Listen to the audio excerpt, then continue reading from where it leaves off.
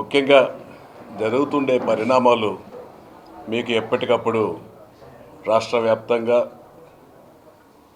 జిల్లా వ్యాప్తంగా, నియోజకవర్గ వ్యాప్తంగా ఎప్పటికప్పుడు మీరు కూడా స్పందిస్తున్నారు. చాలా సంతోషం. ఒక పక్క నిజం అని ఎన్డీఏ కూటమి చెప్తా ఉంది. ఒక పక్క ఎన్డీఏ కూటమి చెప్పేది కాదు, NDDB national development dairy board కూడా నిజాలు దేశంలోనే ప్రఖ్యాతిగాంచిన ఎన్డీడీబీ సంస్థ కూడా చెప్పింది. సిట్ అధికారులు కూడా రసాయనాలతో కల్తీ జరిగిందని కూడా చెప్పింది.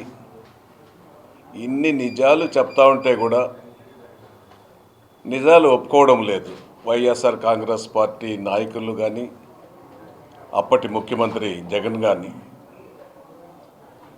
ఎందుకు ఇన్నిసార్లు ఒక భగవంతుడిపైకి సమర్పించే నైవేద్యం పైన నెయ్యి కల్తీ జరిగింది అని స్పష్టంగా నివేదికలు ఇస్తే ఆ నివేదికలు తప్పు అని మాటిమాటికి వైఎస్ఆర్ కాంగ్రెస్ పార్టీ జగన్ కానీ, వారి జగన్ బ్యాచ్ కానీ, అప్పటి తిరుపతి తిరుమల దేవస్థాన చైర్మన్లు కానీ, మొన్న ఎన్డీఏ కూటమి నాయకులు గౌరవ ఆంధ్ర రాష్ట్ర ముఖ్యమంత్రి చంద్రబాబు నాయుడు గారు, ఉప ముఖ్యమంత్రి పవన్ కళ్యాణ్ గారు, బీజేపీ పార్టీ పెద్దలు మాధవన్ గారు, వీళ్ళు ముగ్గురు కలిసి ప్రెస్ మీట్ పెట్టడం కూడా తెలిసిన విషయం. దాంట్లో అన్ని నిజాలు ముఖ్యమంత్రి గారు, ఉప ముఖ్యమంత్రి గారు, మాధవన్ గారు అన్ని విషయాలు వాస్తవాలు వెలుగులేకి ప్రజలకు తెలిసే విధంగా మీ ద్వారా, మీడియా ద్వారా ఇప్పించడం కూడా జరిగిన విషయం తెలిసిందే. వీటిని చూసి వణుకు పుట్టి జగన్ కానీ, అప్పటి చైర్మన్లు తిరుపతి తిరుమల దేవస్థాన చైర్మన్లు భూమున కరుణాకర్ రెడ్డికి కానీ, వైవి సుబ్బారెడ్డికి కానీ వెన్నులో వణుకు పుడతా ఉంది. ముఖ్యంగా వైవి సుబ్బారెడ్డి ఇవన్నీ తెలిసి వెంకటేశ్వర స్వామి దగ్గర వెంకటేశ్వర స్వామి చేతనే నిజాలు చెప్పించి విధంగా వెంకటేశ్వర స్వామికి వాడిన అన్నప్రసాదాల్లో, లడ్డు ప్రసాదాల్లో నెయ్యిలో కల్తీ జరిగిందని ఒప్పుకోవడం కూడా సాక్షాత్తు నిన్న ప్రెస్ మీట్లో మీ అందరికి కూడా తెలిసిందే. ఒక పక్క వైవి సుబ్బారెడ్డి కల్తీ జరిగిందని చెప్తున్నాడు, ఇంకొక పక్క ఇంకొక చైర్మన్గా 2 సార్లు మన తిరుపతి స్థానిక మాజీ శాసనసభ్యులు భూమన కరుణాకర్ రెడ్డి, తిరుమల తిరుపతి దేవస్థానం మాజీ చైర్మన్ భూమన కరుణాకర్ రెడ్డి కల్తీ జరగలేదనేసి ఏదో ఆయన వేదాంతాలతో పాటు ఏదో కూడిన ఎన్ని మాటలు, ఒక తప్పును ఎన్నిసార్లు చెప్పినా అది తప్పే అవుతుందే కానీ నిజమైతే కానే కాదు. అది భూమన కరుణాకర్ రెడ్డి అర్థం చేసుకోవాలి. ఒక తప్పును చెప్పేదానికి వేదాంతాలతో కూడిన సిద్ధాంతాలని ప్రజల్లోకి తీసుకొస్తున్నాడు. అది ఎప్పుడు నిజం కాదు. భూమన కరుణాకర్ రెడ్డి మాట్లాడే మాటలన్నీ అవాస్తవాలు. కల్తీ జరిగిందని ఒక చైర్మన్ వైవి సుబ్బారెడ్డి ఒప్పుకున్నాడు. త్వరలోనే ఏడుకొండల వెంకటేశ్వర నీకు కూడా మంచి బుద్ధి ప్రసాదిస్తాడు. ఎప్పుడు ప్రసాదించి నీకు ఒప్పుకుంటావో అప్పుడు తెలిసిపోతుంది, పనిష్మెంట్తో సహా నీకు వస్తుంది. నువ్వు ఒప్పుకోలేదు కాబట్టి నీకు పనిష్మెంట్ ఖచ్చితంగా వస్తుంది.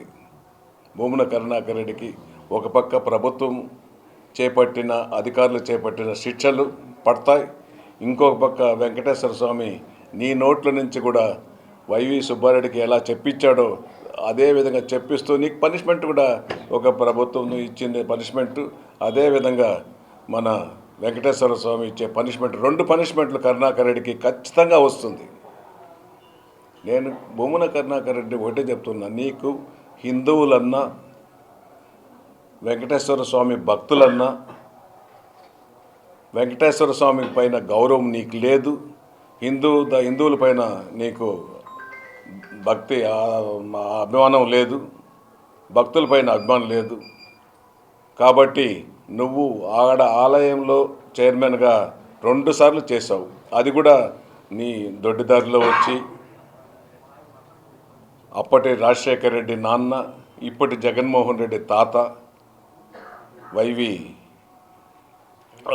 రాజారెడ్డితో కలిసిన సంబంధాలతో నువ్వు 2 సార్లు దొడ్డిదారిలో చైర్మన్గా అయ్యావు. దొడ్డిదారిలో ఒకసారి ఇక్కడ తెలుగుదేశం గెలిస్తే ఓడించి పోస్టల్ బ్యాలెట్స్తో ఓడించి ఎమ్మెల్యే అయ్యావు. నేను ఒకటే చెప్తున్నా, భూమన కరుణాకర్ రెడ్డి, నీకు తిరుపతిలో నివసించే దేవుడి దగ్గర నివసించే అర్హత లేదు. నువ్వు రాజకీయాలకు స్వస్తి పలుకు.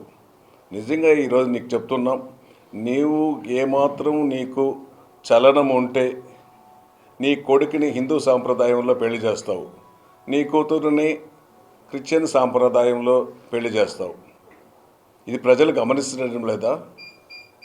వెంకటేశ్వర స్వామిని నల్లరాయిని పోల్చలేదా నువ్వు? మీరు చేసిన తప్పులకు జనసేన పార్టీ అధ్యక్షులు గౌరవనీయులు పవన్ కళ్యాణ్ గారు ప్రాయశ్చిత్త దీక్ష చేపట్టి 11 రోజులు చేపట్టి కాలినడకన వెంకటేశ్వర స్వామి పాదాల నుంచి నడిచి వెంకటేశ్వర స్వామికి మొక్కులు తీర్చారు. భగవంతుడా, అపచారం జరిగింది, నీకు జరిగిన నైవేద్యంలో ప్రాయశ్చిత్త దీక్ష చేశాను. ప్రాయశ్చిత్తం వైసీపీ నాయకులు చేసిన తప్పుకు, కకృతికి, వాళ్ళ లాలూచీకి, చైర్మన్ల లాలూచీకి, అప్పటి ముఖ్యమంత్రి జగన్ లాలూచీకి నేను క్షమాపణ కోరుతున్నాననేసి పవన్ కళ్యాణ్ గారు చేపట్టి ప్రజలకు తెలియజేసే విధంగా సాంప్రదాయ పద్ధతిలో హిందూ మనోధైర్యాలని, భక్తుల మనోధైర్యాలని జరిగింది, అపచారం జరిగింది. దీన్ని మరలా జరగకూడదనేసి చెప్పడం జరిగింది. ఇప్పుడు సిట్ నివేదికలు ఇచ్చాయి, ఎన్డీడీబీ నివేదికలు ఇచ్చాయి. దానిపైన ఇచ్చిన నివేదికలు తప్పని మీరు చెప్తున్నారు. ఇంక ఏం కావాలి మీకు ఇచ్చిన నివేదికలు తెలుసుకోవడానికి మీరు తెలుసుకోండి, లేదంటే మీరు ఒక లాయర్లు పెట్టుకొని వాళ్ళ దగ్గర నుంచి తెలుసుకొనేసి మాట్లాడండి. ఇక మీదట ఇది రోజు అబద్ధాలని నిజం చేయాలని మీరు మాట్లాడుతూ ఉండే విషయాలు ప్రజలు గమనిస్తున్నారు. మీ మాటలు రోజు రోజుకు నమ్మరు. ఖచ్చితంగా చెప్తున్నాము, మీరు చేసే అబద్ధాలు మా ఉప ముఖ్యమంత్రి పవన్ కళ్యాణ్ గారి పైన మాటలు, మీరు చెప్పే మాటలు మంచిది కాదు. మీకు జరిగిన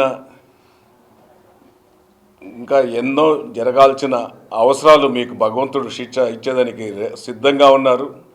ప్రభుత్వం కూడా, అధికారులు కూడా సిద్ధపడి ఉన్నారు. మీరు చేసిన తప్పులను వెలుగులోకి వస్తుంది. ఎలాగైతే మీరు ఒక చైర్మన్ టీటీడీ తిరుమలలో అపచారం జరిగింది, నెయ్యిలో కలిసిందని ఒప్పుకున్నాడో ఆ విధంగా ఒప్పుకో, లేకపోతే నీకు తగిన బుద్ధి చెప్పే దానికి త్వరలోనే ప్రజలు ఉన్నారు. ఖచ్చితంగా కూడా ఇప్పుడు జరిగిన పేర్ని నానికి కానీ, కొడాలి మన అంబటి రాంబాబుకి కానీ, వీళ్ళందరికీ తగిన దానికంటే పెద్దదిగా నీకు తిరుపతిలో జరుగుతాయి. ఖచ్చితంగా కూడా నిన్ను ప్రజలు ఉపేక్షించరు, క్షమించరు అనేసి కూడా మరి తెలియజేసుకుంటూ, ఇంకొకసారి పవన్ కళ్యాణ్ గారి పైన కానీ, ముఖ్యమంత్రి గారి పైన కానీ, బీజేపీ అధ్యక్షుల పైన కానీ ఈ అవాకులు చవాకులు పేలితే ఖచ్చితంగా బుద్ధి చెప్పేదానికి జన సైనికులు, వీర మహిళలు సిద్ధంగా ఉన్నారనేసి కూడా ఈ సందర్భంగా తెలియజేసుకుంటున్నాం. దీంతో ఫుల్ స్టాప్ పెట్టి స్వామి తప్పు జరిగిందని ఒప్పుకొని మంచి బుద్ధి ప్రసాదించక మీరు నేను మాట్లాడను అనేసి కూడా క్షమాపణ కోరు. నీకు దైవభక్తి ఉంటే, లేదనుకుంటే నాకు దైవభక్తి లేదు, నేను మాట్లాడుతానంటే ఖచ్చితంగా శిక్ష పడుతుంది. శిక్ష వేసేదానికి సిద్ధంగా ఉన్నారు. జన సైనికులు కూడా నీకు శిక్ష చేస్తారనేసి కూడా ఈ సందర్భంగా తెలియజేస్తున్నాం.